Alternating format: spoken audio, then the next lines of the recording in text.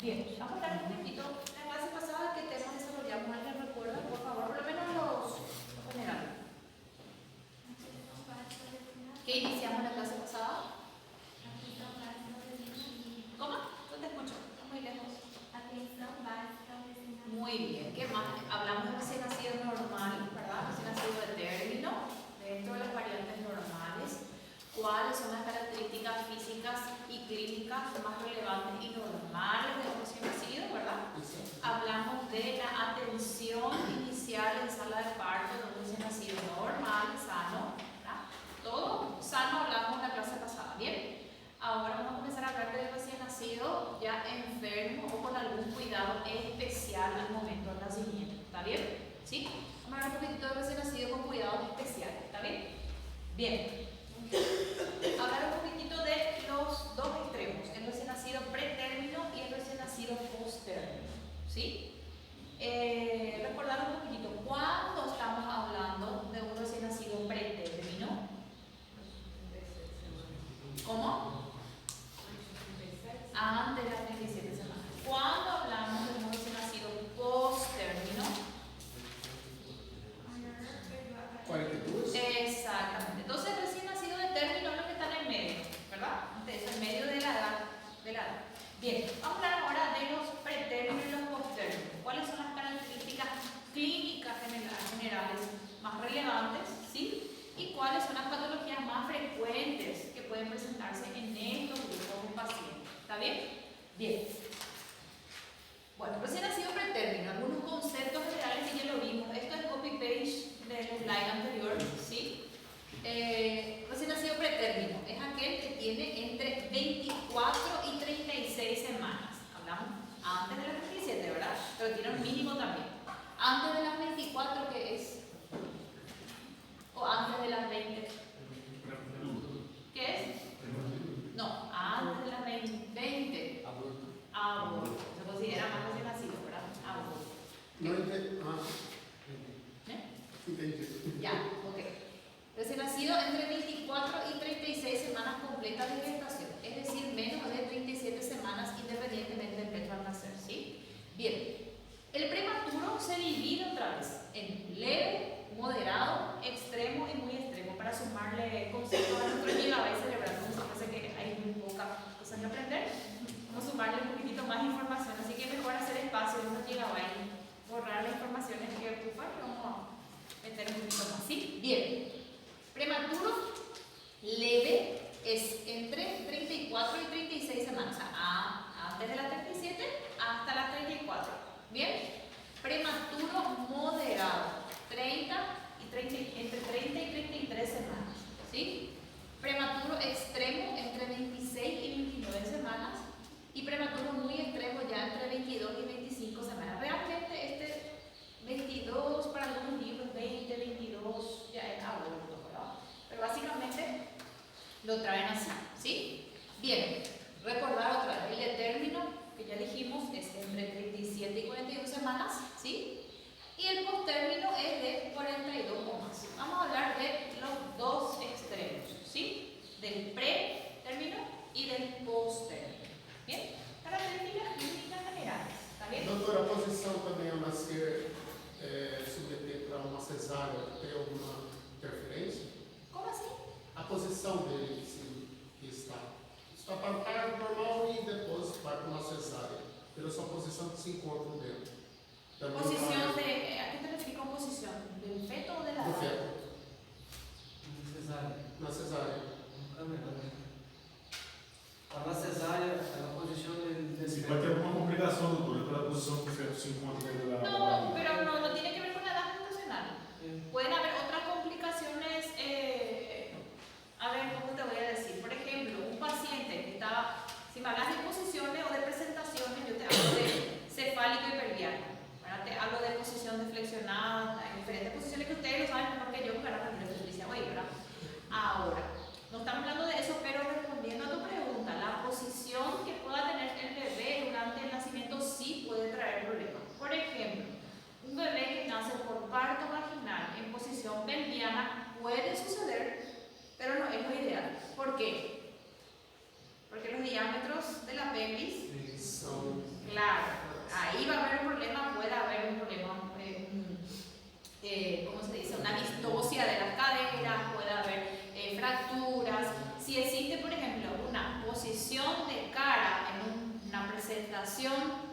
cefálica, puede haber complicaciones, traumatismo en el rostro, puede haber hemorragias conjuntivales más grandes.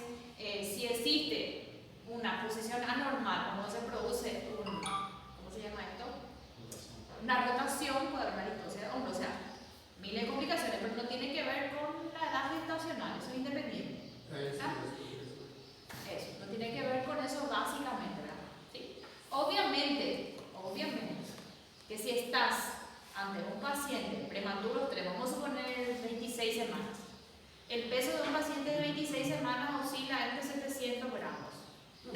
Ahí ya no va a importar tanto el nacimiento si es periano cefálico, porque por diámetros, el tamaño del feto va a pasar sin problema por ahí. Ya la complicación del nacimiento sería secundario a la edad gestacional. ¿Está bien? Gracias. Bien. Bueno, características generales de un recién nacido pretérmino. Hablamos nosotros de las características clínicas generales de uno de término. Ahora vamos a ver cuáles son las diferencias con un pretérmino. Cómo yo puedo identificar clínicamente un paciente pretérmino o qué hallazgos puedo tener en el examen físico. ¿Sí? Bien. Si estamos de un pretérmino, recordar que el peso puede ser menor a 2.500 gramos, ¿verdad? Porque ya no es un paciente que sea normal. Ojo, esto no es una regla. Puedo tener pacientes de 3,5 kilos y tener 36 semanas. Puedo tener pacientes pretérmino y tener 3 kilos. ¿Sí? No es una regla, pero es una generalidad. ¿Está bien? Bien, aunque existen excepciones. Ejemplo, los hijos de madre diabética son recién nacidos con feto grande, pueden tener 34 semanas y tener hasta 34 kilos. ¿Por qué? Porque son situaciones diferentes. Bien, el perímetro cefálico pues generalmente es menos de 33 centímetros y la talla está por debajo de 47. Recordar, estas son características generales. Existen pacientes que pueden ser más grandes en tamaño, pero en edad gestacional pueden seguir siendo pretérmino. Tengan en cuenta eso, ¿sí? Bien. Recordar, pueden tener una pérdida de peso de hasta un 15%, cuya recuperación es más lenta. ¿Cuál es la diferencia con el pretérmino? ¿Cuánto porcentaje de pérdida de peso tenía el paciente de término, aparentemente? Hasta 10. El prematuro tiene un tolerable de 15%. ¿Sí? Ya hay una diferencia. Sigue siendo una variante normal para ese grupo de pacientes. ¿Entendido? Bien, y la recuperación es más lenta. Bien. Aspecto general, las extremidades de los recién nacidos pretérminos son más cortas y delgadas. ¿Sí? Nulo panículo adiposo, pacientes más delgados. ¿Sí? Piel fina, piel lisa. Muchos casos de prematuros extremos pueden ser como una gelatina, vamos a mirar las fotos, una piel gelatinosa, roja intensa. Algunos pacientes tienen piel transparente, ¿sí? Como vemos en las imágenes. Escaso desarrollo de uñas, los pacientes prematuros extremos pueden tener muy poco, tienen desarrollo de las uñas pero muy escaso, ¿sí? Los pliegues de las plantas de los pies pueden estar ausentes o abarcar solamente un 10%. Esa es una característica fundamental de los recién nacidos prematuros, la ausencia de los pliegues plantares, ¿sí? Puede haber hipotonía generalizada, ¿sí? Y ser normal para un prematuro. Recuerden cuál es la posición normal de un recién nacido de término. ¿Cuál es la posición normal? Posición de rana, de flexión, de buen tono muscular, ¿verdad? Un recién nacido pretérmino puede tener cierta hipotonía y ser parte de su proceso, ¿verdad? ¿Sí? O sea, forma parte de la clínica de un recién nacido prematuro. No que todos los prematuros vayan a ser hipotónicos, pero puede ser una variante normal. ¿Está bien? Bien. Aquí miramos un poquitito esta. ¿Recuerdan cómo se llama esto? ¿Esto recuerdan cómo se llama? ¿Cómo se llama esto? Test de Capurro. ¿Para qué sirve el test de Capurro? Para establecer la edad gestacional real al momento del nacimiento. Eso lo vimos en el anterior. Bien, si se fijan ustedes, ven en este primero, sin pliegues plantares, 0 puntos, ¿verdad? Marcas mal definidas en la mitad anterior son 5 puntos. Se dan cuenta que cuanto más prematuro es el paciente, más pretérmino es, menos tiene pliegues plantares. Bien, o sea, a eso se refiere esta parte del slide cuando dice los pliegues de las plantas de los pies pueden estar ausentes o marcar un 10%. ¿Se dan cuenta?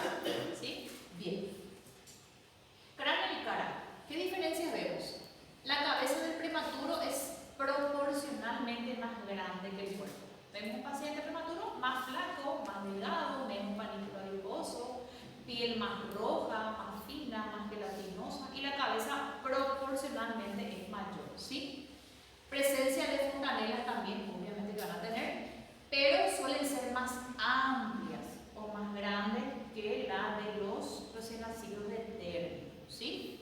¿Por qué razón? Porque todavía están en proceso de crecimiento, porque la calota craneana todavía está en proceso de crecimiento y como ese nacimiento se dio antes del tiempo, entonces esa calota no creció hasta lo que debería crecer, entonces por eso las fontanelas son más amplias que la de los pacientes de término. ¿Bien? Pueden haber incluso las llamadas fontanelas laterales, algunas fontanelas todavía que no se ven en los de término. Recuerden que los de término tenemos anterior y posterior, ¿verdad? Incluso en no todos los de término tenemos la posterior. Algunos ya nacen con la fontanela posterior cerrada, ¿sí? En el caso prematuro podemos tener las laterales incluso abiertas, ¿sí? Los huesos del cráneo son blandos, mucho más blandos que los huesos craneales de un paciente de término, ¿sí? Si tocamos en el área occipital intertemporal, a veces puede parecer una leve consistencia a un queso, un poco más blanda, eso se le llama craneotabes, ¿sí? Cuando ven la palabra craneotabes, ¿qué significa? Cráneo reblandecido, ¿verdad? ¿Sí? Cabello escaso, poco desarrollado, ¿sí?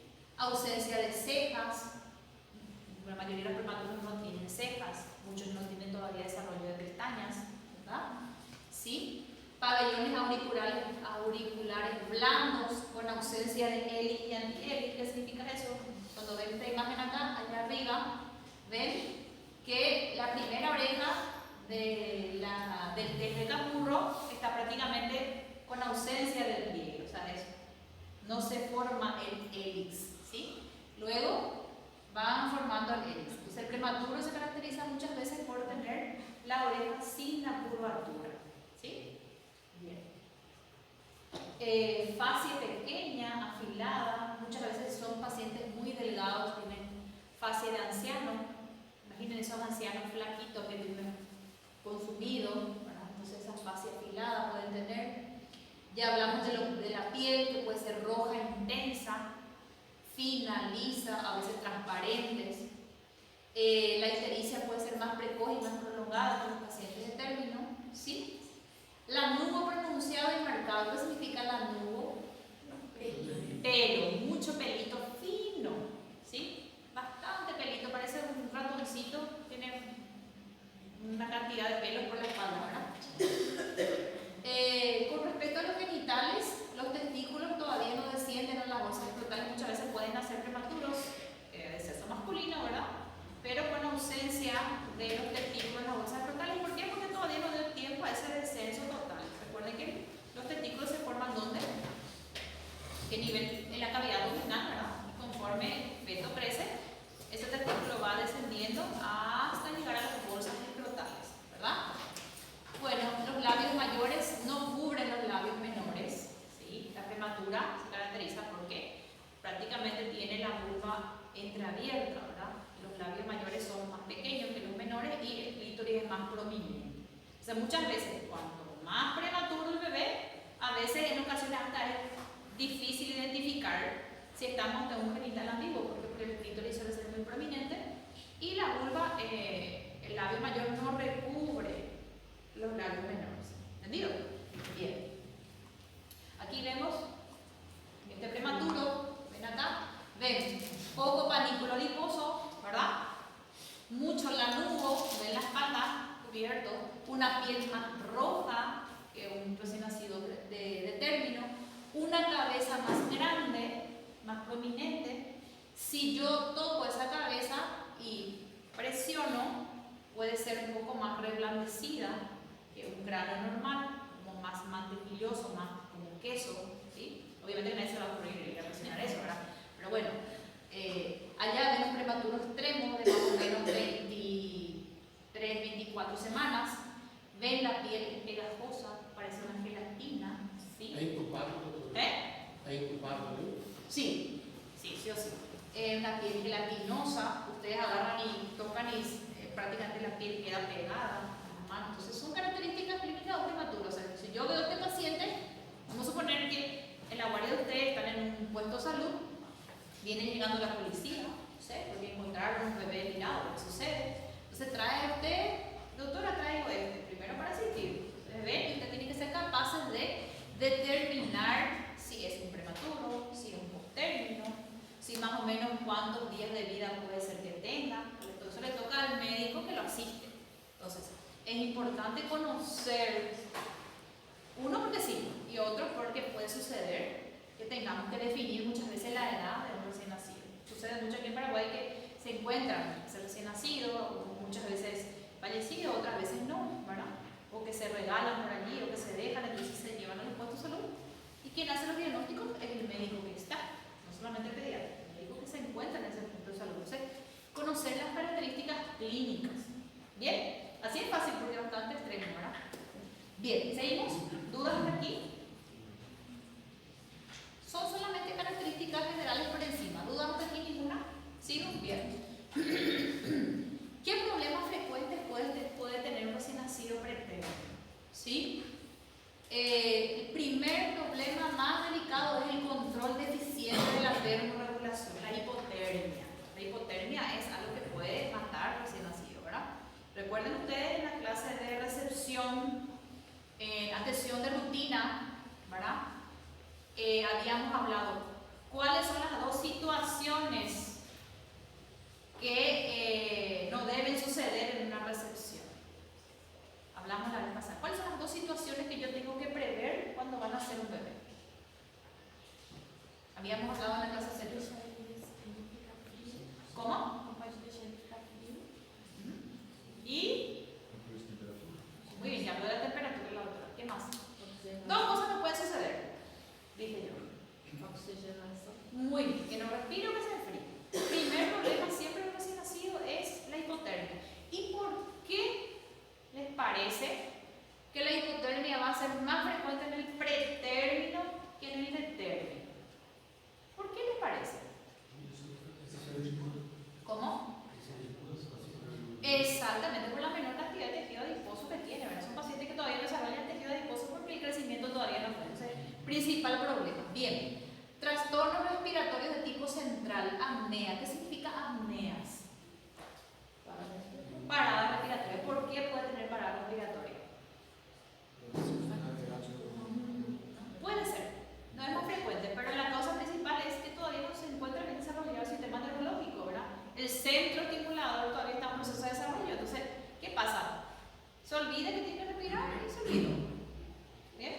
Bien. Trastornos de tipo respiratorio de tipo periférico, como la membrana hialina, que lo vamos a ver qué es. Trastornos circulatorios, tendencia a hipotensión, cardiopatías congénitas, la incidencia de cardiopatía congénita es mayor. Lesiones encefálicas como hemorragias ventriculares y kerníteros, lo vamos a hablar cuando hablamos de ictericia. Dificultades para la alimentación, succión débil. ¿Sí? Imagínense, si no hay panícula adiposo o no hay tejido muscular todavía desarrollado, puede que haya reflejo, pero si no hay un tejido muscular para el desarrollo de la succión, tampoco se puede dar esa succión. ¿Bien?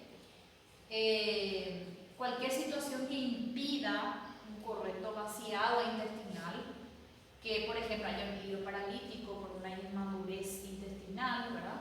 Enterocolitis necrotizante, eso se produce cuando ese intestino no madura correctamente. O sea, cualquier situación que impida o una correcta alimentación o un correcto vaciado, eso también puede ser un problema. ¿Ven? La inmunodepresión, recordar, cuando dimos vacunas, todo paciente menor de 2.500 gramos, ¿verdad?, se considera inmunodeprimido, ¿verdad? ¿Así dijimos? ¿No? ¿Sí? Sí, por esa razón no se aplica. ¿Qué vacuna? BCG. ¿Y por qué no se aplica la BCG? ¿Por qué? Bajo peso. Sí, pero ¿qué característica tiene la BCG? Virus. Microorganismos vivos atenuados. Entonces van entendiendo la. Entonces pregunta el examen. Me encanta que lo estén practicando. ¿Está bien? Bien. ¿Entendido? Bien. Alteraciones metabólicas, hipoglicemia, hipocalcemia, hiperbilirrubinemia. O sea, cualquiera de estos problemas puede ser frecuente en el recién nacido pretérmino. ¿sí? Aquí vuelvo a mencionar lo mismo, te lo dejo para que ustedes lo vayan a leer, ¿sí? ¿Dudas con pretérmino? Ninguna. Apréndanse las diferencias clínicas del examen físico entre un término y un pretérmino, ¿sí? Bien. Vamos con el posttérmino. El posttérmino no tiene tantas cosas, pero es importante saber también. Recién nacido posttérmino, en algunos libros van a encontrar también la palabra postmaduro, también se utiliza. Me gusta más posttérmino porque me parece un poquito más elegante. Postmaduro, no me gusta tanto, pero bueno, aparece en algunos libros. Postmaduro, posttérmino, es lo mismo, ¿sí? Bien. Cuando hablamos de posttérmino, cuando la edad gestacional es igual o más de 42 semanas, ¿sí? ¿Quién da la edad gestacional real del bebé? Muy bien, sí. ¿A través de qué? ¿A través de qué? Sí, ¿cómo se llama eso? De Capur. Excelente. Apréndanse cómo se hace el test de Capur, ¿sí? Cómo se suma, qué parámetros se tienen en cuenta. Bien. Bien, algunos factores que intervienen en la posmadurez, ¿sí? ¿Qué factores pueden hacer que un recién nacido se mantenga dentro de esa cavidad uterina y no haya nacido en el tiempo establecido? ¿Qué factores? ¿Sí? Malformaciones uterinas, malnutrición, estrechez pélvica. Si la mamá tiene una estrechez pélvica no desencadena el parto, puede quedar ahí, ¿verdad? Madres sin actividad física, reposo prolongado, madres con alteraciones hormonales como la disminución de la progesterona, bebés muy grandes, ¿sí? Si es muy grande no va a pasar la cavidad pélvica, entonces se va a producir el parto, puede ser un poco maduro. Algunas malformaciones o algunas condiciones genéticas, como la trisomía 18, trisomía 21, trisomía 13. Algunas causas, sí, en realidad el posttérmino tiene más causas, pero estas son las más importantes. Bien, ¿qué me interesa que sepan del posttérmino? Las diferencias clínicas. ¿Qué tiene clínicamente un recién nacido posttérmino? Ejemplo. Bien, el recién nacido posttérmino puede tener dos variantes. Esto no lo puse acá, pero quiero que me presten atención, ¿sí? Dos variantes pueden existir. ¿Qué puede pasar? Va sucediendo la gestación. Ustedes saben más de obstetricia, ahora que ellos van a rendir hoy, supongo que la han estudiado ahora. Va sucediendo la gestación, ¿cierto? Llega una edad de, vamos a suponer, 40 semanas. No se produjo el parto, ¿verdad? No se produjo por cualquier condición de la que decide. Puede suceder dos cosas. Uno, que la placenta ya no siga funcionando porque pasó el tiempo, ¿verdad? O que la placenta siga funcionando. ¿Entendido? Si esa placenta sigue funcionando, mi bebé posttérmino va a seguir recibiendo oxígeno y alimentación. Entonces puede ser un bebé muy grande, ¿sí? Ahora, pasadas las 42 semanas, las 40 semanas, y esa placenta ya no funcione, pero mi bebé siga dentro de la cavidad uterina, ¿qué puede suceder? Disminuye el peso, ¿por qué? Porque ya no recibe. O sea, puedo tener dos variantes de bebé posttérmino: grande o pequeño. O sea, gordo o desnutrido, ¿sí? ¿Qué es lo más frecuente? La variante desnutrida, ¿sí? Entonces, cuando ustedes lean posttérmino, en cualquier libro van a encontrar variantes más de desnutrición fetal, ¿sí? Entonces, que no les confunda cuando lean posttérmino también que encuentren bebés grandes, ¿verdad? Porque puede suceder que esa placenta siga funcionando. ¿Me entienden lo que les digo? No caso, se a placenta não funciona, Não rola outra sala ali, né? recém-nascido delgado. ¿Cómo? Se a placenta deixa de funcionar, recém-nascido delgado. Vazio, mas. ¿Delgado? Esse Planinho, planinho. Obvio, ajá, porque no recibe. Se continua funcionando, vai ser mais gordinho. Exactamente, ese más. O sea, el posttérmino puede tener dos variantes, ¿verdad? Un obeso y un desnutrido. ¿Cuál es más frecuente? El desnutrido. Que es por eso que vamos a hablar de ese tipo de paciente. ¿Entendido? Independente da alimentação da mamá? Independiente, porque no va por lo que come, va por la función placentaria. Va por la función. Puede comer una camionada de cosas o recibir, recordar que el crecimiento fetal depende de la oxigenación. ¿Sí?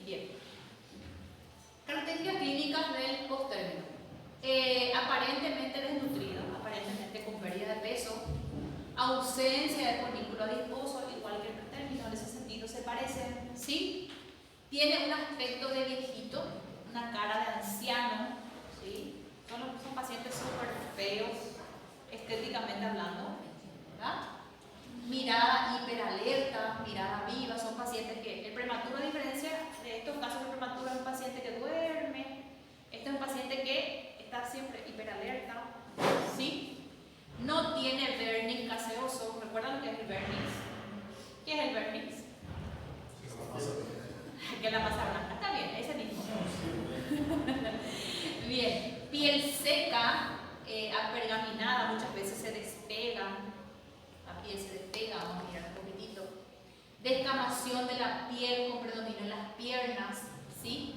Las manos hinchadas, pliegues marcados, profundos, manos de lavandera, ¿sí? Uñas alargadas, ¿sí? Recuerden que las uñas del prematuro no están formadas, aquí las uñas son alargadas, la mano fea, parece con muchos pliegues, son mostritos, otra palabra, mostrica. Ausencia de lanugo, puede tener lanugo como puede no tener, lo más frecuente es que no tenga pelo, el cráneo es duro, a diferencia del prematuro, ¿sí? La mayoría de los casos pueden hacer teñido de meconio. ¿Por qué pueden hacer teñido de meconio? ¿Por qué? Porque pasó el tiempo, están expuestos a situación de hipoxia. Entonces la hipoxia hace que relaje el esfínter anal y el bebé defeca en el interior de ese líquido. Entonces pueden hacer, en vez de que sea un líquido amniótico, ¿qué color es el líquido amniótico normal? Transparente. ¿Qué pH tiene? Solo le pregunta. 7,5. Ah, ya. Entonces, ese líquido pueden hacer verde. Recordad que el meconio es verdoso, entonces pueden hacer teñido, ¿sí? Lo que les dije, recién nacido puede ser macrosómico en algunos casos si es que la posmadurez se acompaña de placenta funcional. ¿Bien? Aquí tenemos un ejemplo. Aquí tenemos, en este primer caso, un recién nacido post-término, pero con placenta funcionante, ¿verdad? Por eso es gordito, pero ven que esa piel está despegada. Si miramos las uñas de ese paciente se van a ver así, ¿sí? Si doy vuelta la mano, tiene pliegues profundos, bien marcados, ¿sí? ¿Está bien? Si miro los pies, ¿cómo van a ser los pies? Las plantas de los pies de este paciente, ¿cómo va a ser? Con muchos pliegues. Recuerden cuando miran el test de Capurro, la puntuación aumenta conforme la cantidad de pliegues. Tiene lógica, ¿verdad? Genial. Bien. La otra variante de tu paciente real, horrible, nació conmigo la pasada, pobrecito tenía, sin mentir, como 44 semanas, ni sabía cuándo tenía que parir la señorita, ¿verdad? Lo que sí que parió a la fuerza, nació este. Tengo más fotos de él. Paciente, está ahí está con los ojos cerrados, pero se pasaba hiperalerta, como si fuese que entendía lo que estábamos diciendo, ¿verdad? Se despegaba esa cantidad de piel que está allí.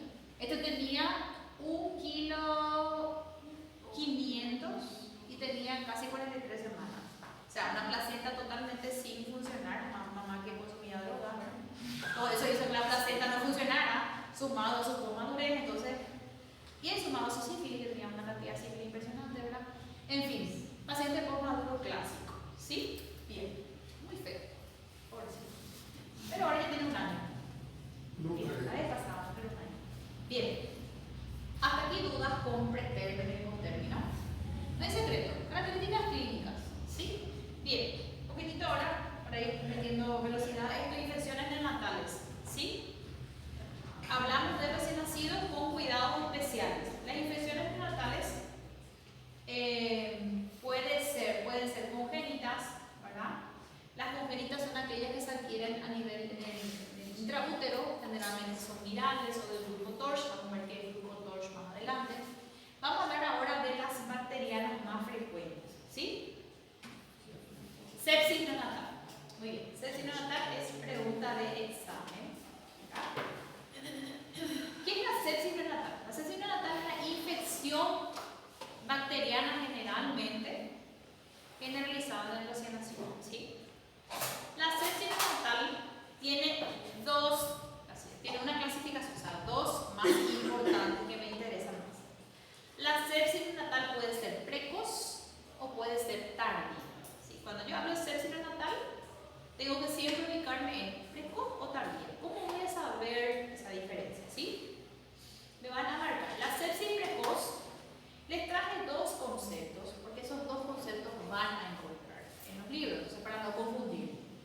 La sepsis precoz es aquella que los síntomas inician antes de los 7 días de vida. ¿Sí? Algunos expertos limitan la definición a infecciones que se producen en las primeras 72 horas. O sea, los libros paraguayos, los libros brasileños hablan de sepsis precoz antes de las 72 horas. ¿Sí? Antes de 72 horas. Para algunos textos también se considera 7 días. Para nosotros, todos aquí, antes de las 72 horas. ¿Sí? Cuando los signos clínicos aparecen en un paciente que tiene antes de 72 horas de nacido, estamos hablando de una sepsis precoz. ¿Sí? Ahora, cuando los síntomas o los signos clínicos aparecen en un paciente después de las 72 horas, hablamos de una sepsis neonatal tardía. ¿Entendido? ¿Entendido? El término 7 días aparece en el nexo. Por eso les tengo que poner en 7 días porque es la bibliografía básica. Pero la gran mayoría, Brasil, Paraguay, Argentina, Chile, la mayoría de los lugares utilizamos 3 días. ¿Entienden? Bien, entonces para nuestro examen siempre 3 días. ¿Está bien? ¿Sí? Aquí. Esto es lo que me interesa. Bien resumidito y fácil. Sepsis neonatal clasificamos en temprana o precoz, que es lo mismo que precoz, ¿verdad? Bien. Y tardía. La temprana es cuando los síntomas aparecen antes de las 72 horas de vida. Y la tardía, cuando los síntomas aparecen después de las 72 horas de vida y hasta los 28. ¿Por qué hasta los 28? Porque ya no es neonato después, ¿verdad?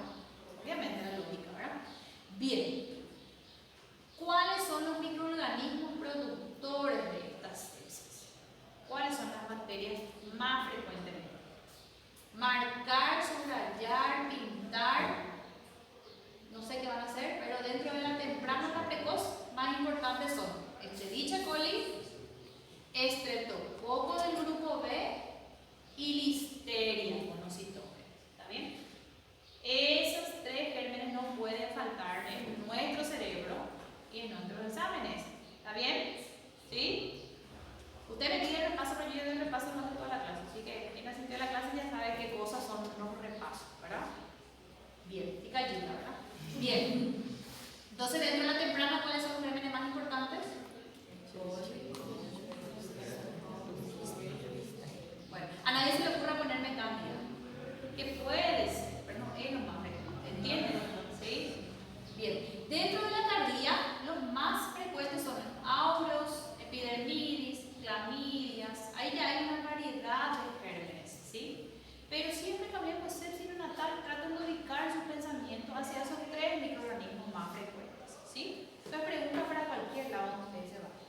Bien, ¿qué otra diferencia tiene la temprana con la tardía? ¿Sí? La temprana está asociada a gérmenes del canal del parto, preferentemente. ¿Verdad? ¿Por qué? Porque nació recién. Entonces, ya esos gérmenes del canal del parto son los productores de esa sepsis, ¿sí? Mayor incidencia de neumonías. La clínica que produce es más respiratoria o de neumonía. ¿Por qué les parece que va a ser más respiratoria o de neumonía? ¿Alguien se le ocurre algo? ¿Por qué les parece? ¿El entrada do ar pela primeira vez externo? ¿Cómo? No ambiente?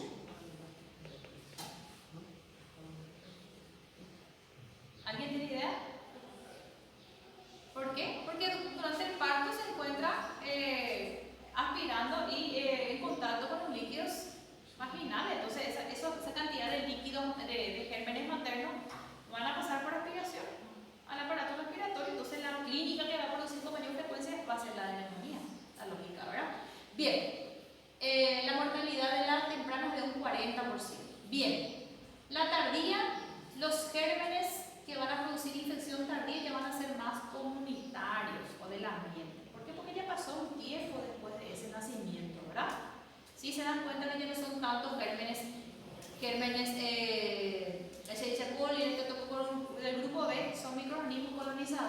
materno, ¿verdad? ¿Cierto? Entonces, cuando ya en una tardía, los microorganismos que lo producen ya van a ser más comunitarios, más comunes, ¿sí? Bien, la mayor incidencia de meningitis. Aquí la clínica que produce es más ya de meningitis, ya no es tanto respiratorio. Bien, este cuadro hay que comerse, ¿verdad? ¿Verdad que sí? Bien. Bien, seguimos. ¿Dudas hasta aquí? Bien. Para el desarrollo de una sepsis o una infección en un recién nacido existen muchos factores de riesgo, ¿verdad? Cuando nosotros hablamos la clase pasada en la recepción de un niño sano, ¿verdad? Hablamos de pasos a seguir antes de una recepción, ¿cierto? ¿Sí? ¿Cuáles eran esos pasos iniciales? ¿Cuáles eran esos pasos iniciales antes de la recepción? Doctora Ana, van a tener un nacimiento. Te aviso que vamos a tener un parto. ¿Qué es lo primero que tenés que hacer? Antes del equipo. Conocer la historia clínica materna, ¿verdad? Y al conocer la historia clínica materna voy a identificar factores de riesgo que me pueden complicar mi nacimiento, ¿verdad? Dentro de esos factores de riesgo, ¿cuáles son? Ejemplo, para infecciones estamos hablando, existen otros factores de riesgo para otras situaciones, en este caso estamos hablando de sepsis. Rotura prematura de membranas antes del trabajo de parto, si esa rotura se da más de 18 horas, recordar, rotura prematura de membranas, ¿qué es? De paso lo repasamos Patricia, ¿no lo dieron todavía? Y van a pasar a Patricia a ustedes, pero no dieron todavía. Rotura prematura de membrana es cuando esa membrana se rompe, la bolsa, la fuente, líquidos, antes de iniciar la labor de parto. ¿Cuánto dura una labor de parto? ¿Qué van a dieron Patricia? Bueno, si esa rotura se da 18 horas antes, ¿qué significa eso? Que hay mucho tiempo abierta de las membranas como para que se produzca ese pasaje de bacteria a ese interior. Entonces es un riesgo para desarrollo posterior de infección. ¿Entendido? Corianionitis, que es infección del corio del año. Ayer mi guardia nació un bebé con una mamá que tenía un líquido amniótico fétido. Parecía un pus que salía de la cavidad vaginal, imagínense. Horrible, doble tapabocas me tuve que poner. Nació un bebé, una cantidad de... No, aquello no era líquido amniótico, aquello era pus. Imagínense, o sea, la posibilidad de desarrollo de sepsis de ese bebé es alto o bajo.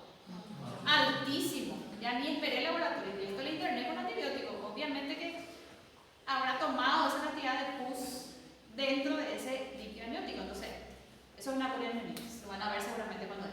Madre con fiebre al momento del parto. Obvio que sí. Infecciones maternas, flujo vaginal en el último trimestre. Infección del tracto urinario en el último trimestre, ¿verdad? Embarazo sin control prenatal, está de más decirlo, ¿verdad? Factores neonatales, el prematuro tiene o no condición favorable para infección. Sí tiene porque es inmunodeprimido, ¿verdad?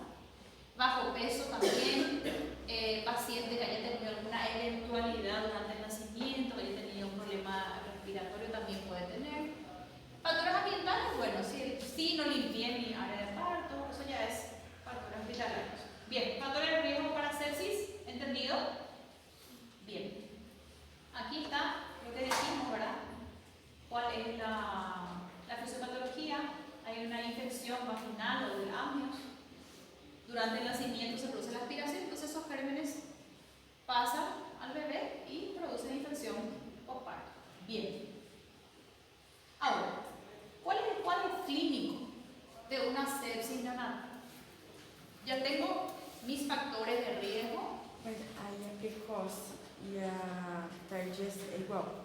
Sí, esta es más para la precoz, porque la precoz se da más por la aspiración del contenido, ¿verdad? ¿Sí? ¿Verdad? La precoz. La tardía ya son un poquito más gérmenes ambientales, ¿verdad? Bien, excelente problema. Bien. Cuadro clínico. ¿Cómo yo voy a identificar qué cuadro clínico, qué síntomas puede tener un bebé, un recién nacido en este caso, que me sugiera una infección? ¿Cuándo yo debo pensar? Recuerden siempre la frase, los signos clínicos de infección en un recién nacido sí debo adivinar o que debo sospechar. ¿Sí? ¿Cuándo voy a sospechar? Cuando tengo factores de riesgo. Si yo tengo un paciente con factores de riesgo para sepsis, ustedes saben cuáles son los factores de riesgo, ¿verdad? Aquí solamente hay una pequeña lista de los factores de riesgo más frecuentes.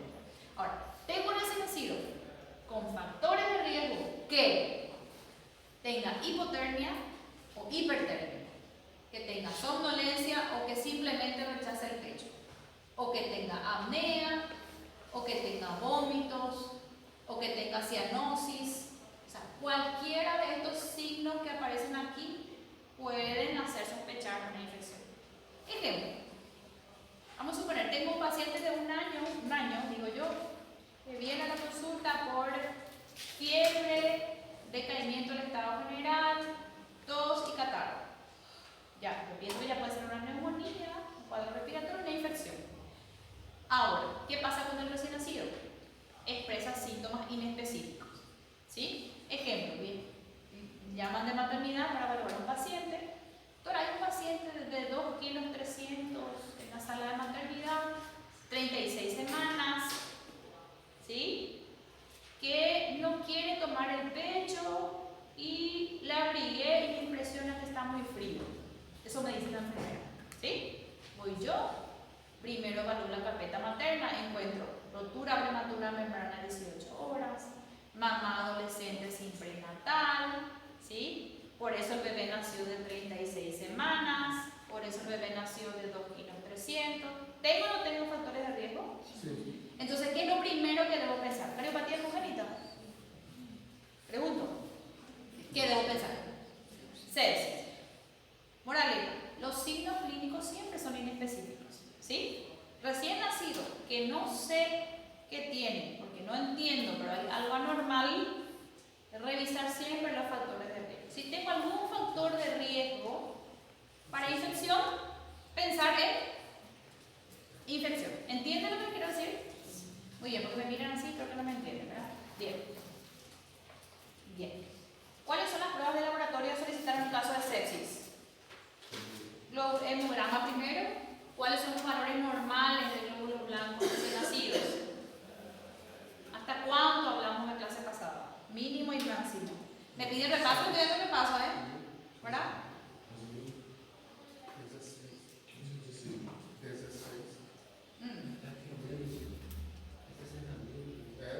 60.000 es leucemia.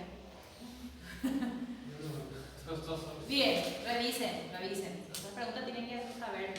Bien, ¿cuándo hablo de sepsis en un paciente? Cuando mis valores son o menores de 5.000 o mayor de 30.000. ¿Sí? ¿Está bien? Bien. Cuando tengo neutrófilos inmaduros en sangre, ¿qué significa tener neutrófilos inmaduros en sangre? ¿Qué les parece que puede significar? Yo puedo tener neutrófilos inmaduros en sangre. ¿Y qué significa eso? Cualquiera puede tener. ¿Qué significa tener formas inmaduras celulares en sangre? ¿Cómo? ¿Qué significa? Un poco más explícito. Exactamente. Entonces, que haya formas inmaduras puede significar, el mismo laboratorio informa, glóbulos blancos 31.500, neutrofilia de 90%, células inmaduras 10%. Ya me está cantando mi hemograma de que hay un trabajo medular hiperactivo. ¿Por qué? Para contrarrestar el proceso infeccioso. ¿Entendido? Bien. ¿Y qué significa que esté muy bajo?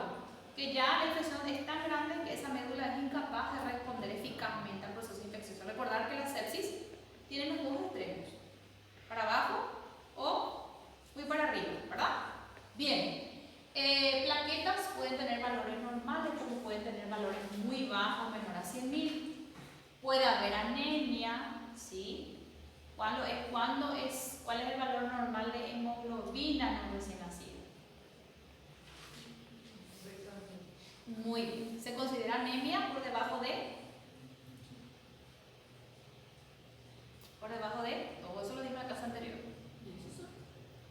Revisen, por debajo de 14, revisen. Me están pidiendo repaso, entonces no repasa el paso, ¿verdad?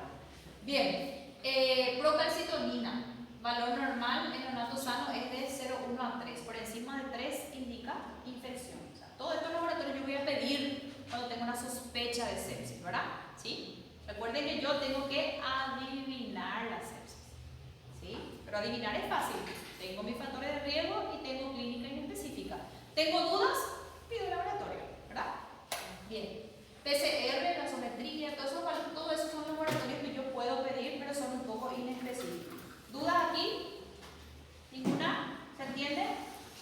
Bien. Prueba más específica, hemocultivo.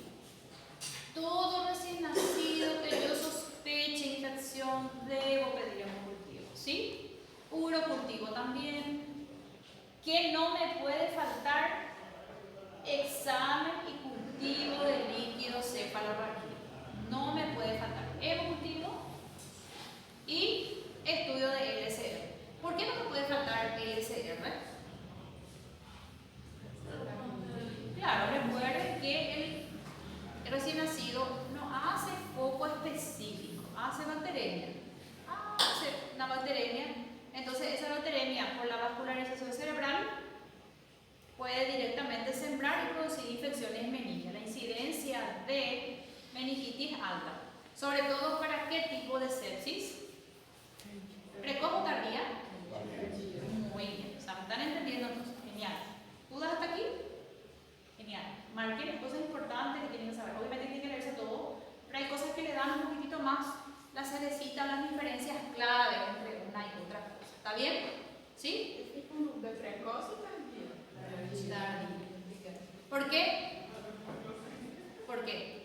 ¿Por qué no es tanto la precoz? ¿Cuál es la clínica de la precoz? Sai antes da placenta. Neumonía. Ahí. Entonces, a veces es de repente un poquito de raciocinio y más que memoria, ¿verdad? Porque la neumonía pues, está expuesto al líquido infectado materno, ¿verdad? Entonces la posibilidad de aspiración es alta. Bien. Bien. Sepsis, tratamiento de elección. Varía para la temprana y la tardía. ¿Sí? Recuerden, antibiótico dado es antibiótico estudiado y antibiótico con dosis dada es dosis preguntada, ¿cierto? Bien. Para la sepsis temprana, siempre para recién nacido debe utilizar 2 antibióticos. Nunca se utiliza uno solo. Siempre es asociación. ¿Sí? Bien. Tratamiento para sepsis temprana es la ampicilina asociado a la gentamicina. ¿Sí? Si yo pregunto, tratamiento para sepsis temprana, ¿me ponen ampicilina? Mal. ¿Sí? ¿Por qué está mal? Porque tiene que ser asociado a la gentamicina. No tengo una cobertura total, mi tratamiento está mal. Pero profe, en tu slide dice, sí dice, pero dice asociado a. ¿Sí? Tengan en cuenta esos detalles. ¿Por qué? Porque son errores que se cometen en todos los exámenes. ¿Sí? No hablo solamente de los míos, sino hablo de exámenes internacionales que siempre se evalúan sepsis.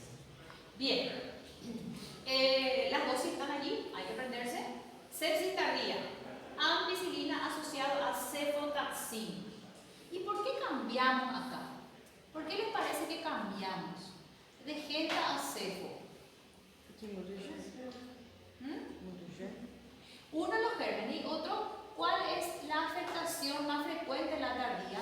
La afectación meningia. Siempre que tengamos afectación meningia, el tratamiento de elección van a ser la cefalosporina tercera, que lo vamos a hablar bien cuando demos antibiótico. Entonces, la cefotaxima pasa mejor el líquido cefalorraquídeo, entonces por eso la cobertura es mejor. ¿Me entienden? ¿Sí? Entonces tiene lógica. Primero, los gérmenes. Y segundo, la difusión al sistema nervioso central. ¿Está bien? Bien. En caso de alta sospecha de meningitis, aumentar la dosis de la ampicilina a 300. ¿Por qué razón? Porque la ampicilina y las penicilinas solamente atraviesan la meninge cuando está inflamada, entonces necesitan dosis mucho mayores, ¿verdad? Algún momento ya leímos eso, ¿verdad? Entonces por eso necesitan dosis mayores para poder atravesar la barrera hematoencefálica. ¿Entendido? Sí. Bien. Falta solamente 15 slides por ahí. ¿Respiramos? ¿Seguimos? ¿Seguimos? ¿Qué dice la mayoría? Seguimos, bueno, ya es poco. Hasta aquí, sepsis bien claro que tengan, por favor, eso, ¿verdad? Naquele caso que você deu do bebê que você suspeita que era sepsis, por causa laboratório de risco. Ajá, sí. Você já dá o antibiótico ou você espera no laboratório? Ya puedes perfectamente dar antibiótico y sacar laboratorio después con hemocultivo. Ahora, si tu hemocultivo después vuelve negativo, ahí podemos suspender el antibiótico. Pero vos sospechás sepsis, iniciale. No se pierde tiempo. Mesmo antes do hemocultivo? No, tomar el cultivo y entregar y iniciarse. Recordar que los cultivos, ¿cuánto tiempo demora en regresar? 37 dias. ¿Está? Bien. Bueno, síndrome de distrés respiratorio recién nacido. Sepsis terminamos. Estamos hablando de recién nacido enfermo. Vamos a hablar ya de enfermedades verdaderas, así como las anteriores, ¿sí? ¿Está bien? Se dan cuenta que nuestra metodología siempre es de lo sano a lo normal. Entender bien lo sano, entender bien las diferencias. Pueden haber diferencias que no son patológicas, ¿verdad? ¿Y cuáles son las patológicas? Bien, vamos a hablar un poquitito del síndrome de distrés respiratorio recién nacido. Esto es fácil, no se preocupen. ¿Qué es el síndrome de distrés? ¿Qué es síndrome? Conjunto de signos y síntomas que responden a diferentes causas, ¿verdad? Hablando acá de respiratorio. Miren un poquitito este recién nacido.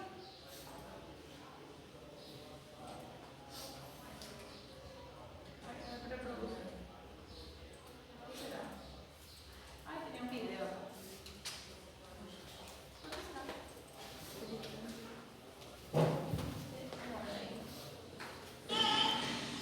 Ay, no me reproduce nada. No me reproduce. Quiero mostrar el video y los signos de dificultad. Mi asistente, por favor.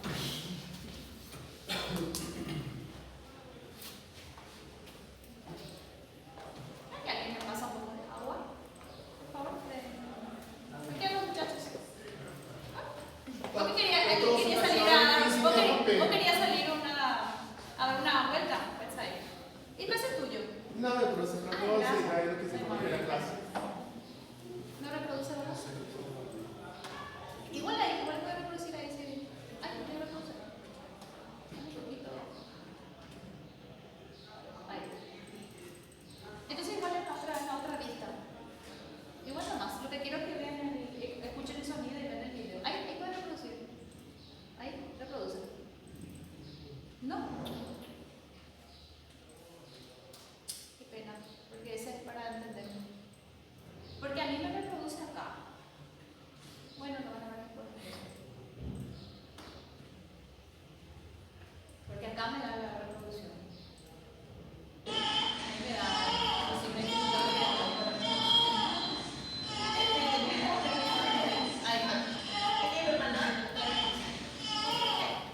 Bien. Ahí es lo más ratito y después ya me ponen de forma normal. Ahí está. Bien. Fíjense en el video. Aleteo nasal.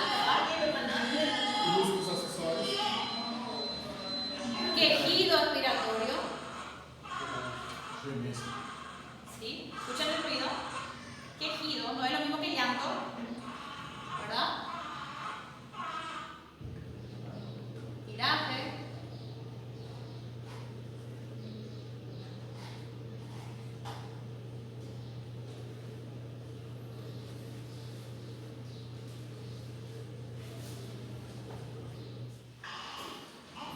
Retracciones. Ese ruidito que escucha se llama quejido expiratorio, ¿sí? Quejido. Vuelve un poco más atrás a la parte del quejido. A ver, para que puedan.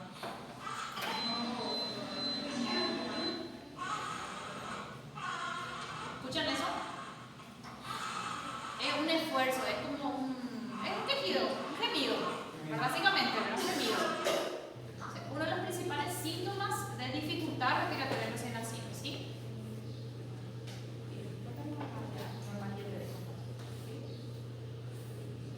Este video queda en el slide para que lo puedan mirar cuáles son los signos de dificultad respiratoria recién nacido, ¿sí?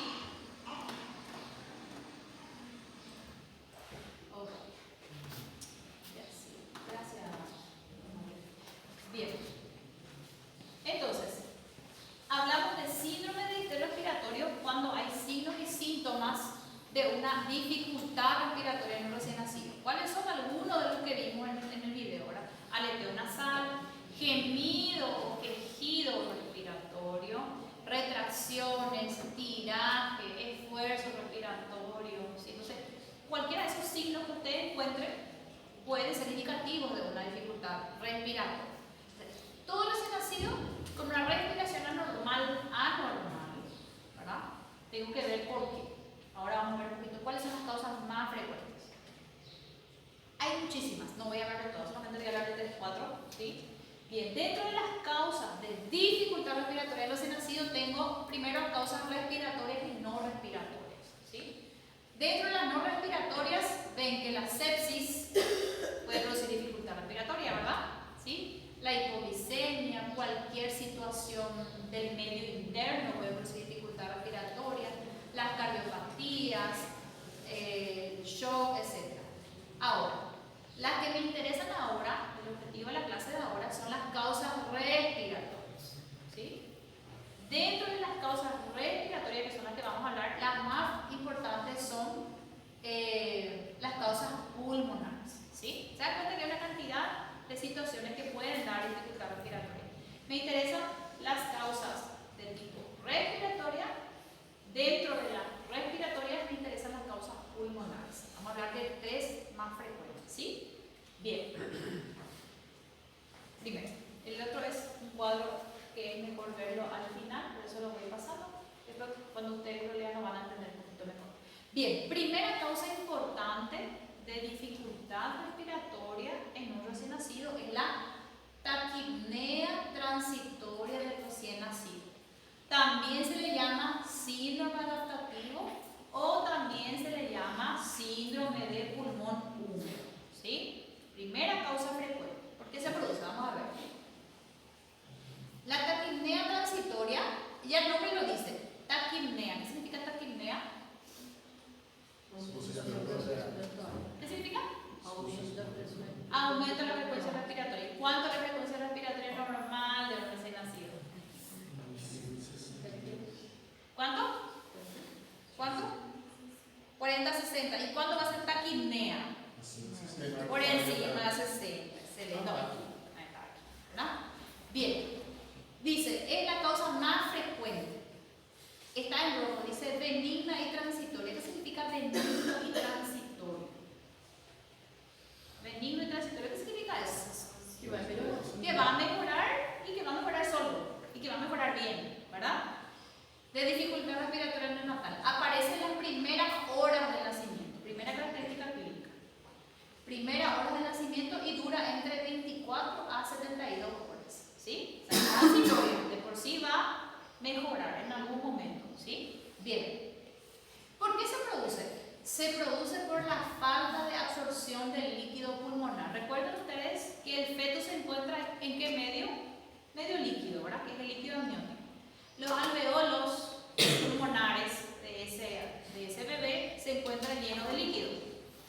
Cuando se produce el parto, ¿verdad? Cuando se va produciendo el mecanismo del parto, con las contracciones uterinas y con la presión que se produce a nivel del canal del parto, ¿qué función también cumplen estas contracciones uterinas? La de masajear el tórax para favorecer la eliminación y absorción de ese líquido que estaba dentro del alveolo, para que cuando salga el bebé se favorezca la entrada de aire.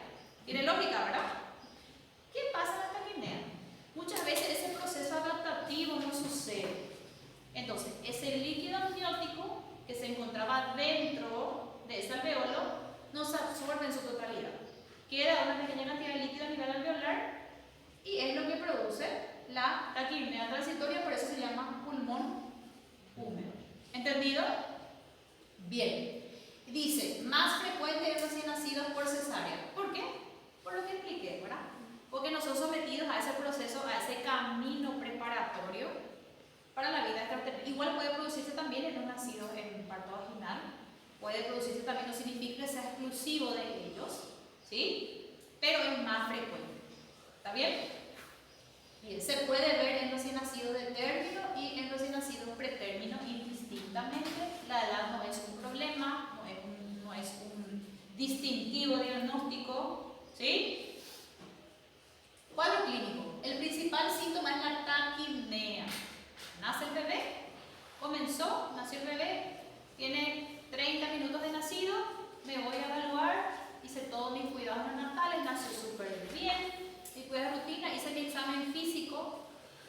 final de mi CEPASE, ¿cierto? ¿Cuál es la E del CEPASE?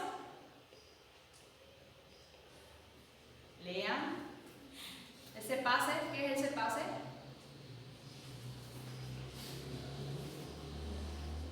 Hay que leer bastante, ¿eh? Bien, hago mi evaluación final y encuentro que mi recién nacido tiene una frecuencia respiratoria de 90. ¿Sí? ¿Está normal o normal? Anormal, es una taquipnea, ¿sí? No suele presentar formas severas de estrés, no hay ese quejido marcado, no hay ese tiraje marcado. El síntoma que predomina es la taquipnea, o sea, la respiración rápida, ¿sí? Bien, ¿cómo hago el diagnóstico? Generalmente es clínico, ¿sí? Generalmente es retrospectivo. ¿Qué significa retrospectivo? Que lo hago después que haya pasado, ¿verdad? Y siempre que incluya otras patologías. ¿Se entiende esto? Diagnóstico retrospectivo y por exclusión de otras patologías. ¿Qué entienden por esto? Diagnóstico. Exactamente. Nació mi bebé con taquipnea, hice los otros estudios, no encontré nada raro. A las 24 horas mejoró el distrés. Entonces era una taquipnea. ¿Por qué? Porque ese líquido que estaba se comenzó a reabsorber y el paciente presentó mejoría clínica. ¿Entendido? Bien. Evolución favorable, rara vez produce insuficiencia respiratoria que requiera alguna ventilación mecánica. Bien. Está súper bien resumido la taquipnea. Cuando lo lean van a encontrar muchas vueltas al camino, pero es básicamente esta la idea central que se tengan que aprender. Taquipnea pueden leer de cualquier libro, en todos están súper fácilmente explicados, no hay diferencia de literatura. Revisé brasileña, revisé española, la misma. Es básicamente esta la idea central, pero denle una leída un poco más profunda. ¿Está bien? Bien. Radiografía de tórax normal, ¿sí? En estos casos, ¿verdad? El cuadro resuelve 24, 48, 72 horas, el paciente ya está espléndido, ya puede mamar, ya pasa con la mamá, ¿sí? El tratamiento suele ser nada más que oxigenar en la unidad de neo, de cuidados intensivos neonatales, hasta que eso vaya mejorando. No requiere ninguna medicación adicional. ¿Está bien? Bien. ¿Dudas con taquipnea? Bien. Vamos a terminar. Falta poco. Otra causa de distrés respiratorio es la enfermedad de la membrana hialina. Así es. Pregunta bastante frecuente de cualquier examen, ¿sí? Enfermedad de la membrana hialina. Es la causa más frecuente de insuficiencia respiratoria en el recién nacido prematuro. Ojo, ya tiene una característica clínica. ¿En quiénes se ve? En recién nacido prematuro. No voy a hablar de membrana hialina en un paciente de 42 semanas, ¿cierto? Tiene que ser prematuro, ¿sí? ¿Por qué se produce? Se produce por ausencia o déficit del surfactante pulmonar, ¿sí? Lo que determina un colapso alveolar, atelectasia pulmonar e imposibilidad de intercambio de gaseoso pulmonar. O sea, recuerden ustedes que, no sé si te están estudiando, ¿qué es lo que estudian obstetricia? Anatomía. Todavía no estudian gestación normal, ¿verdad? Bueno, en el proceso de desarrollo fetal, a las 26, 28 semanas se producen los neumocitos tipo 2, ¿verdad? Neumocitos tipo 2. Los neumocitos tipo 2 producen una sustancia que se llama surfactante. ¿Qué hace el surfactante? Hace que durante la respiración normal, estoy respirando, mis alveolos están así. Cuando yo me procedo a la expiración, el surfactante hace que mis alveolos se mantengan abiertos. La ausencia de surfactante, ¿qué hace? Que estos alveolos se cierren. O sea, el surfactante es la sustancia que permite que los alveolos se encuentren abiertos y se permita un adecuado intercambio gaseoso. Entonces, acá hablamos de esto, se sintetizan alrededor de la semana 26 a 28 y alcanza su madurez total a las 35 semanas. ¿Sí? ¿Está bien? Bebé que nace antes de las 34 o 35 semanas, la posibilidad de que no tenga surfactante es alta, ¿verdad? Bebé que nace entre 35 y 36 semanas, la posibilidad de que tenga surfactante ya es alta, ¿verdad? Entonces, resumen, ¿en qué edad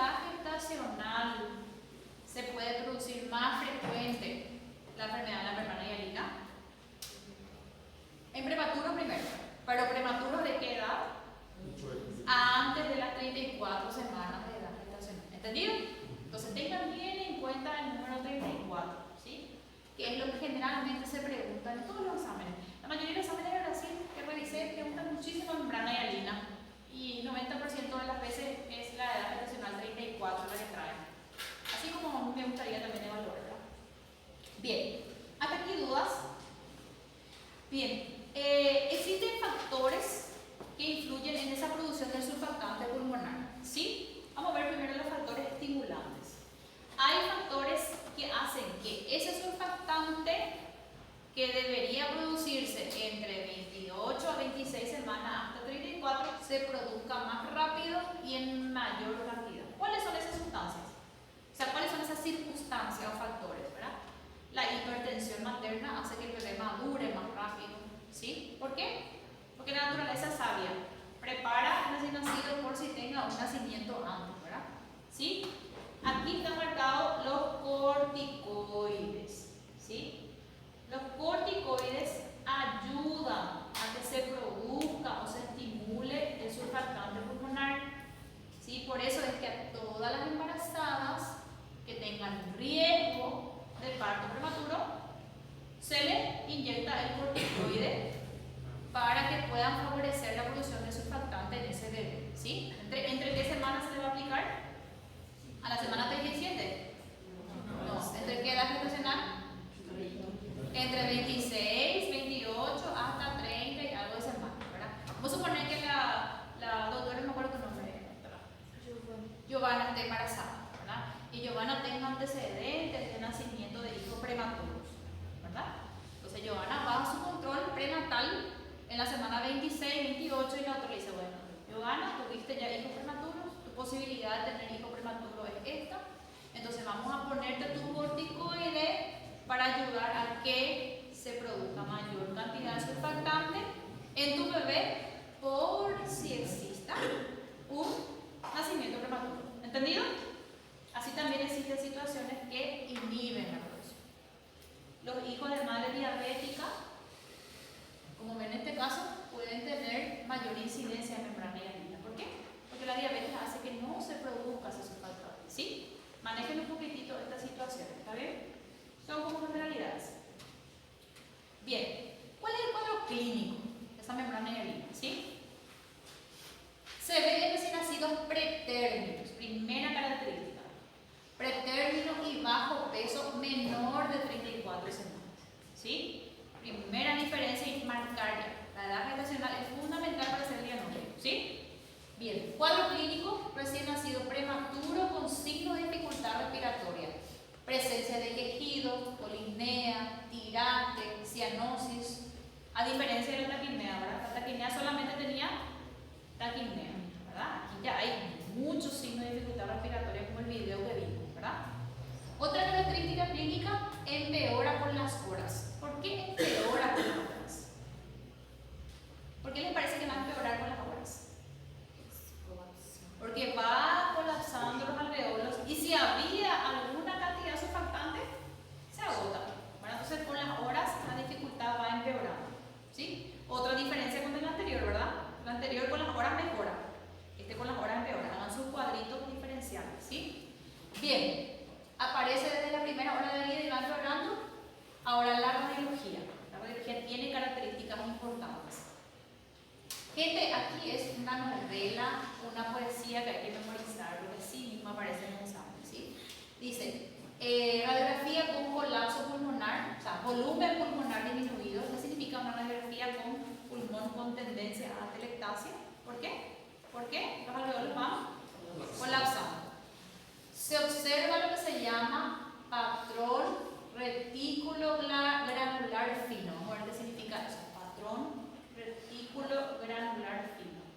Ven una radiografía y ven como puntillados, bien pequeñitos, ¿sí? Que son pequeñas zonas de telectasia. Eso se llama patrón retículo granular fino. Así mismo preguntan los españoles, los brasileños y los paraguayos, ¿verdad? Bien. Silueta cardíaca mal diferenciada. La membrana hialina tiene grados, ¿sí? La radiología varía según el grado. ¿Qué me interesa que tengan bien fijado? Que se dan cuenta que el grado 1 tiene patrones finitos de atelectasia y ven el grado 4 prácticamente sin pulmón. ¿Qué significó? Que hay una atelectasia total. ¿Sí? ¿Está bien? Entonces va empeorando con las horas justamente. ¿Está bien? Bien, ¿hasta aquí dudas de membrana? ¿Con la clínica? ¿Ninguna? ¿Con la generalidad? ¿Ninguna? Bien, tratamiento. ¿Cuál es el tratamiento de este? Aquí sí es un paciente grave, sí es un paciente que tiene que ir a cuidados intensivos neonatales, no es un paciente simple como el de la taquipnea, ¿verdad? ¿Sí? Este paciente va a la terapia intensiva neonatal y se utiliza el surfactante, ¿sí? El surfactante es una droga, que es un surfactante sintético, ¿verdad? Que se utiliza, se intuba al paciente, se administra una cantidad X de surfactante y luego se vuelve a tubar el paciente, ¿sí? ¿Está bien? Este surfactante tiene un costo aproximado de cada frasco, tendrá allá por los 1.800.000, 2 millones por ahí, serían, sí, claro. Y hay pacientes que utilizan cada 6 horas. Imagínense el costo hospitalario que trae un paciente prematuro, ¿sí? Situación que se puede prevenir con un corticoide antenatal o con un buen control perinatal. Imagínense el gasto que genera un paciente prematuro, ¿verdad? Por suerte no tenemos hospitales, el ministerio lo trae, ¿verdad? Pero igual es un gasto infernal, ¿verdad? Bien, se administra el surfactante y ahí se logra la mejoría posterior del paciente. Bien, importante, prevención, adecuado control prenatal, evitando situaciones que produzcan un parto prematuro, ¿verdad?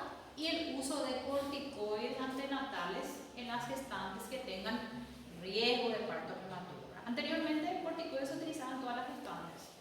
En mi época, ya en mi hijo, 6 años atrás, ya no se utilizaba más, solamente se utilizaban en las que tenían riesgo de parto prematuro, ¿no? Sí, pero anteriormente, de 10, 20 años atrás, todas las gestantes, corticoide para evitar justamente cuando eso no había tanto surfactante, era mucho más difícil de conseguir, entonces era más fácil el gobierno aplicar corticoides a todas.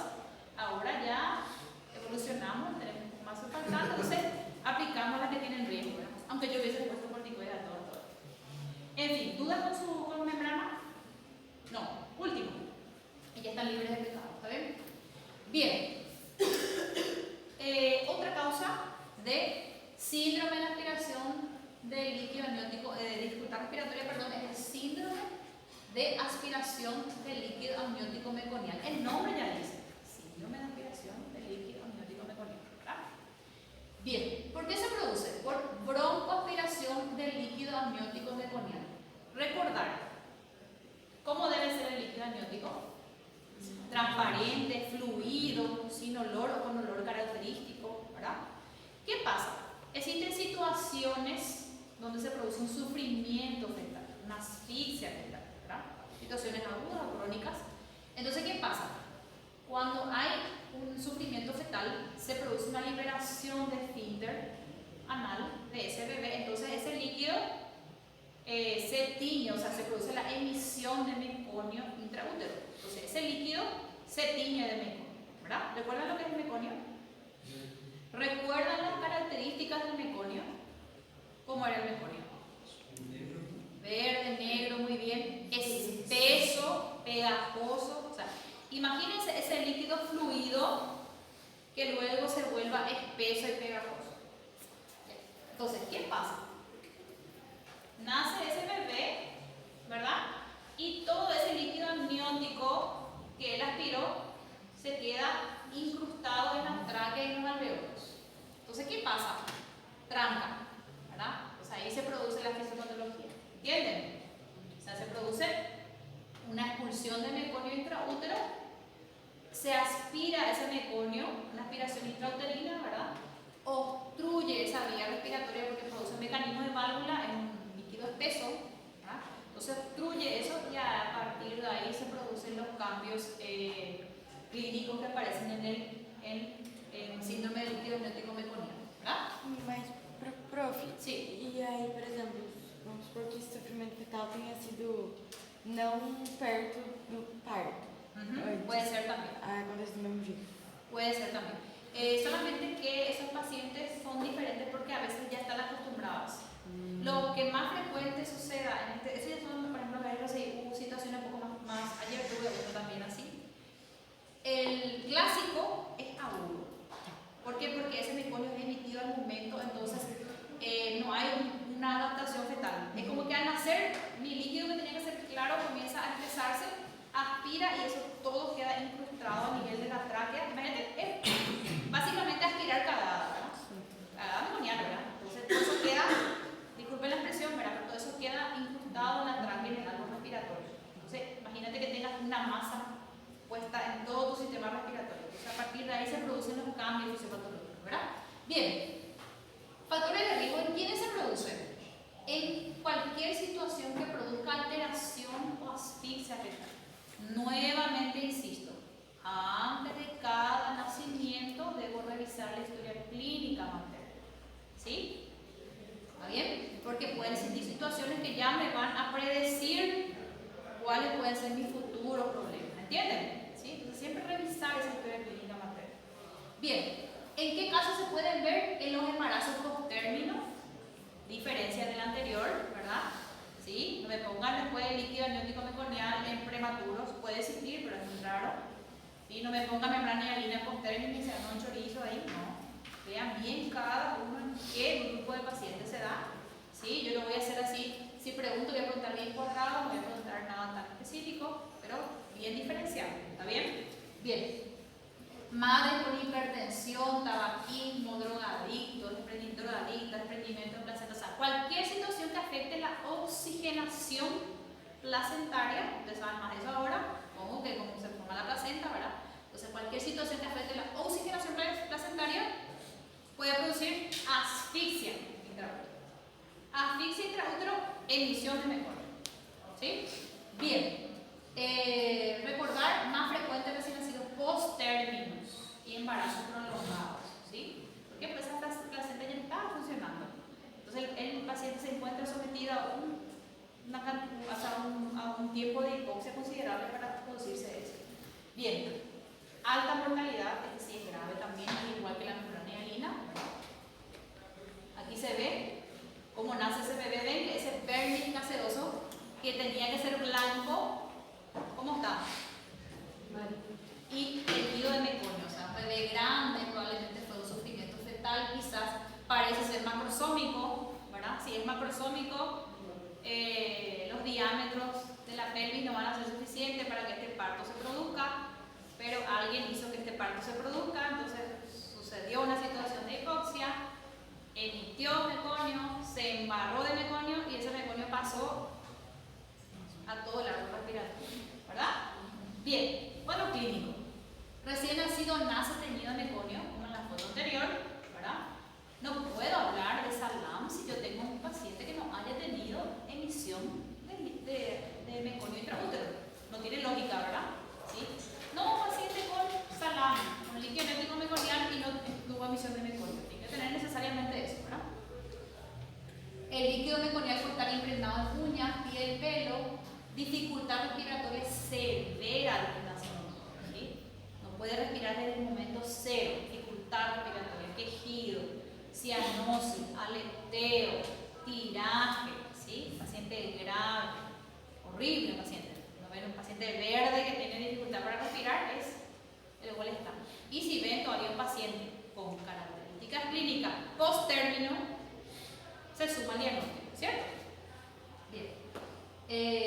Aquí se produce, llama la atención también a la clínica, un aumento del diámetro posterior. ¿Por qué hay aumento del diámetro posterior? En la membrana hialina teníamos una disminución de ese diámetro, ¿verdad? ¿Por qué? Porque atelectasiado, ¿verdad?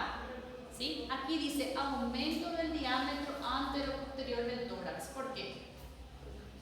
Por la retención que hay, ¿verdad? Lo mismo que le sucede al asmático. El asmático puede meter aire, pero le cuesta sacar. Hay un mecanismo de válvula por el tapón. Entonces el asmático o el enfisematoso con el tiempo hace un aumento de ese diámetro antero-posterior, ¿verdad? ¿Cierto? Aquí sucede lo mismo. O sea, entra ahí, recordar que la inspiración es activa y el proceso de expiración es pasivo.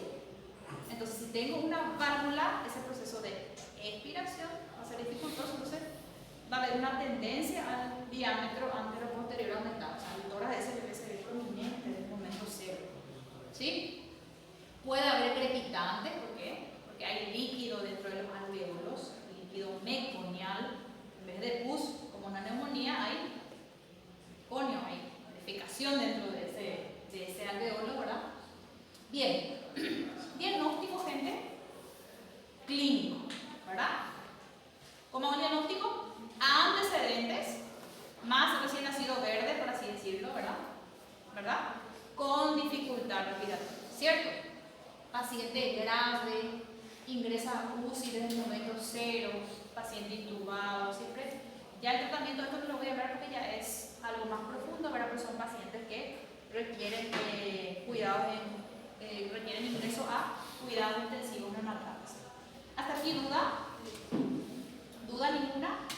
La radiología es diferente de la membrana. Diferencia un poquitito, tiene características clínicas, ¿sí? Presencia de condensaciones algodonosas que parecen panal de abeja. Si ven una radiografía, buscan en internet la radiografía y van a ver como si fuese panal de abejas, ¿sí? Y es diferente de la membrana. La membrana tiene un tórax más pequeño y el patrón es bien finito, ¿cierto? El líquido nético meconial tiene un tórax grande y las imágenes son algodonosas, son unos infiltrados más grandes, parecen panal de abejas, ¿sí? Hay aumento del diámetro antero-posterior del tórax porque hay una hiperaireación pulmonar, porque se impide la salida del aire. ¿Entienden la diferencia? Hagan un cuadro similar a esto, ¿sí? Con las características clínicas de cada uno, las diferencias en edad de cada uno, ¿sí? Pongan las palabritas claves de la radiología, eso se pregunta así, ¿sí? Entonces hagan su diferenciación. ¿Dudas hasta aquí? ¿Ninguna? Ya vamos lista y nos